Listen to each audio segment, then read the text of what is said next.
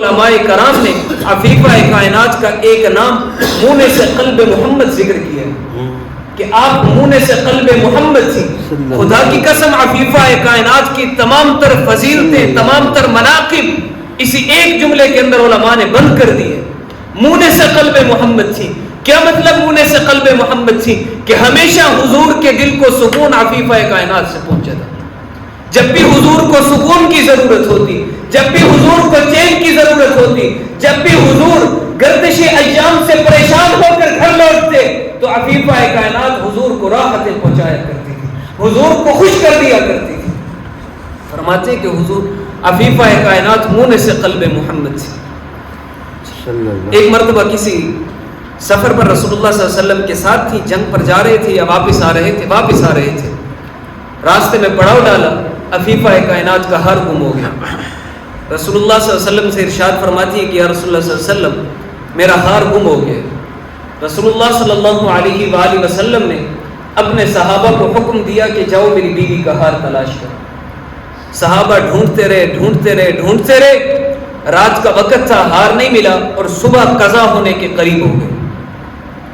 اب رسول اللہ صلی اللہ علیہ وسلم اپنے خیمے کے اندر عفیفہ کائنات کے ساتھ تھے. تمام صحابہ کرام رضی اللہ تعالی عنہ مجمعین حضرت ابو بکر کے پاس آتے اور ان سے آ کر کہتے کہ ابو بکر دیکھو آپ کی بیٹی کی وجہ سے ہماری نماز قضا ہوتی ہے، کیونکہ ہمارے پاس کجاووں میں پانی موجود نہیں، قریب بھی کسی جگہ میں پانی نہیں ہے. اب سورج طلوع ہونے والا ہے، نماز قضا ہو جائے گی، یہ سب آپ کی بیٹی کی وجہ سے. صحابہ نے باتیں کی. حضرت ابوبکر صدیق رضی اللہ تعالی عنہ والد تھے، ان کو غصہ آیا. اب حضرت ابوبکر صدیق رضی اللہ تعالی عنہ خیمے میں تشریف لائے. آ کر دیکھتے ہیں تو رسول اللہ صلی اللہ علیہ وآلہ وسلم سجدہ کی گود میں آرام فرما. حضرت ابوبکر صدیق رضی اللہ تعالی عنہ دور سے آ کر کوسنے لگے اور اشارے کرنے لگے کہ آپ کی وجہ سے سب کی نماز قضا ہوتی ہے، آپ یہاں بیٹھی ہوئی. اب عفیفہ کائنات فرماتی ہے کچھ دیر کے بعد ابا جی قریب آئے اور انہوں نے مسواک نکال کے مجھے ایک سائیڈ میں مارا.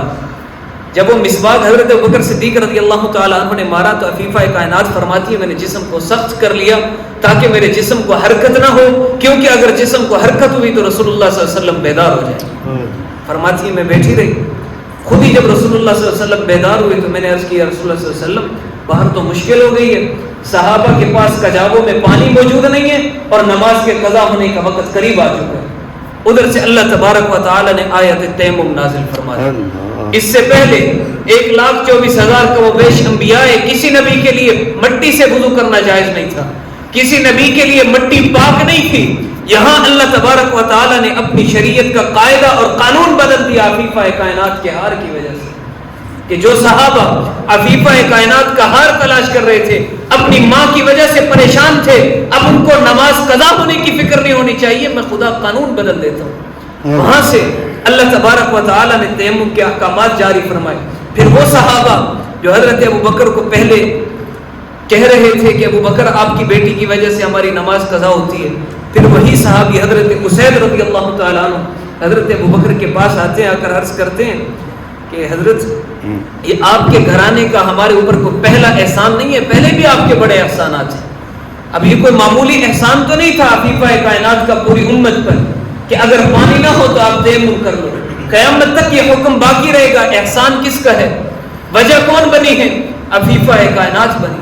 پھر ان تمام باتوں کے بعد حضرت ابوبکر صدیق رضی اللہ تعالیٰ عنہ اپنی بیٹی کے پاس تشریف لائے اور آ کر ارشاد فرماتے ہیں کہ بیٹی آپ اتنی نیک بخت ہو، مجھے اس بات کا اندازہ نہیں تھا کہ آپ کی خاطر اللہ تبارک و تعالی قانون شرعی بدل دے گا. عفیفہ کائنات کا بہت بڑا مرتبہ، بہت بڑا مقام. فرماتی ہے کہ اللہ تبارک و تعالی نے کئی وجہ سے مجھے دیگر ازواج مطہرات پر فضیلت اور خصوصیت عطا فرمائی ہے. ان خصوصیتوں کا اور واقعہ عفق کا بیان انشاءاللہ کل کے درس میں ہوگا. وہ اللہ تبارک و تعالی ہم سب کو عفیفہ کائنات کی سچی محبت نصیب